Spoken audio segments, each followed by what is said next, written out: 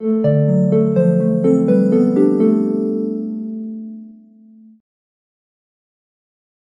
And welcome to the world wide post. दोस्तों, ये है हमारा प्यारा India, India that is Bharat.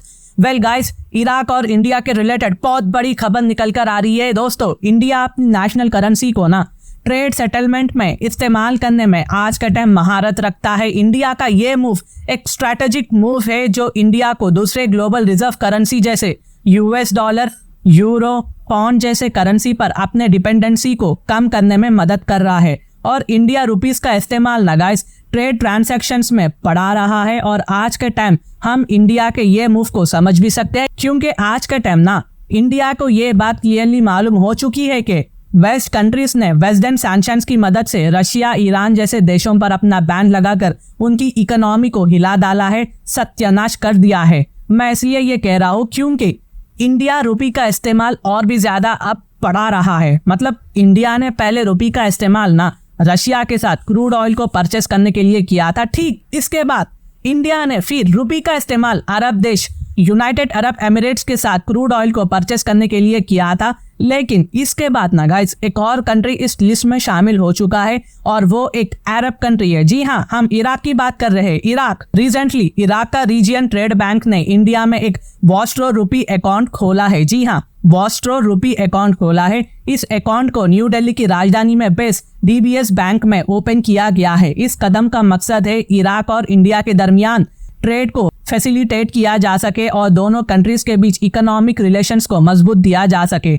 देखो, अब जिसको रुपी वॉस्ट्रो अकाउंट नहीं मालूम है, देखिए मान लीजिए एक एग्जांपल दे रहा हूँ। इंडिया एक फॉरेन कंट्री के लिए ना इंडिया के अंदर ही अकाउंट खोलकर देता है और जितना भी वो फॉरेन कंट्री इंडिया के साथ ट्रेड करता है ना वो सब इंडियन रुपी के अंदर होता है। तो इस अकाउंट में रुपी पेमेंट को डाल दिया जाता है जो वॉस्ट्रो अकाउंट बनता है। लेकिन ये रुपी फॉरेन कंट्री का पैसा होता है, उनकी ही ये प्रॉपर्टी होती है। इराक ने इंडिया में एक वॉस्ट्रो रुपी अकाउंट खोला है जिसमें इराकी ट्रेड के ट्रांजैक्शंस इंडियन रुपी में किए जाते हैं। लेकिन ये रुपी पेमेंट इराक का ही होता है। ये रुपी का जो पैसा है ना ये इराक को बिलोंग करता है। बाद में जब इराक इंडिया से कुछ खरीदता है तो ये वॉस्ट्रो रुपी अकाउंट का इस्तेमाल कर इराक इंडियन रुपी में इंडिया को पेमेंट भी कर देता है। और इसे बहुत फायदा होता है दोनों कंट्रीज को। जैसे नेशनल करेंसी यानी डोमेस्टिक करेंसी में इसका पेमेंट किया जाता है तो कोई इंटरनेशनल करेंसी या इंटरनेशनल कंट्री का इसमें कोई इंटरफियर नहीं होता है। दूसरा है ट्रांजैक्शन की कॉस्ट यहाँ पर कम हो जाती है। जैसे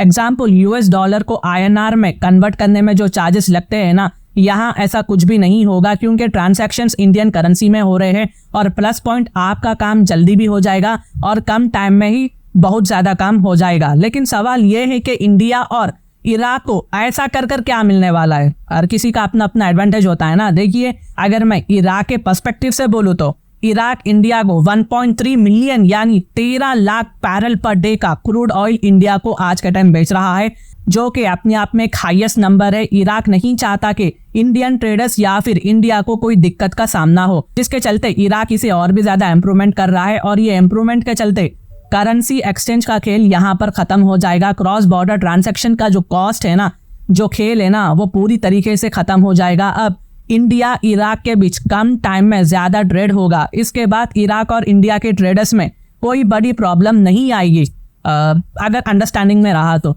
और इराक ऐसा इसलिए भी कर रहा है क्योंकि रशिया ने भी इंडिया के साथ वॉस्ट्रो रुपी अकाउंट खोला था। और एक टाइम ऐसा भी आया था गाइस, आपको अच्छे से याद होना चाहिए, जब इंडिया का पहला क्रूड ऑयल सप्लायर रशिया बन चुका था। इराक सेकंड पर आ गया था, थर्ड पर सऊदी अरबिया था, फोर्थ पर यूएई था, फिफ्थ पर हमें यूनाइटेड स्टेट्स ऑफ अमेरिका देखने को मिला। तो आप इससे अंदाजा लगा सकते हैं इराक इंडिया के लिए ना कितना इंपॉर्टेंट पार्टनर है। लेकिन इराक को जिस तरह का कवरेज मिलना चाहिए था, जिस तरह की इंपॉर्टेंस हमें देनी चाहिए थी, आज के टाइम हम इसे प्रॉपर नहीं दे पा रहे हैं। इसलिए मैंने सोचा कि ये टॉपिक पर एक प्रॉपर वीडियो बननी ही चाहिए। और इराक ये सिर्फ इंडिया के साथ नहीं बल्कि टर्की के साथ लीरा में कर रहा है, साथ ही चाइना के साथ युआन में भी कर रहा है। अब सवाल ये है कि इंडिया को क्या मिलेगा। देखिए, इंडिया यूएस डॉलर के ऊपर डिपेंडेंसी को कम करने के लिए इंडिया ये सब कर रहा है और फॉरेन एक्सचेंज रिस्क और फ्लक्चुएशन से भी इंडिया बचने के लिए कर रहा है। और इंडिया को डायरेक्ट रुपी सेटलमेंट की वजह से ट्रांजैक्शन कॉस्ट डिक्रीज हो जाएगी। इंटरनेशनल स्टेज पर इंडियन रुपी को ऑप्शंस के तौर पर देखा जाएगा इन्वेस्टर्स के द्वारा। रुपी की इंपॉर्टेंस यहाँ पर बढ़ जाएगी। साथ ही इंडिया के रिलेशंस वेरियस कंट्रीज के साथ मजबूत हो जाएंगे। याद रखें, हमारे पास 140 करोड़ की कंज्यूम पॉपुलेशन है जो किसी भी देश में नहीं है। तो कंट्रीज हमारे इंडिया, हमारे भारत की इकोनॉमी में इन्वेस्टमेंट करना जरूर चाहेगी।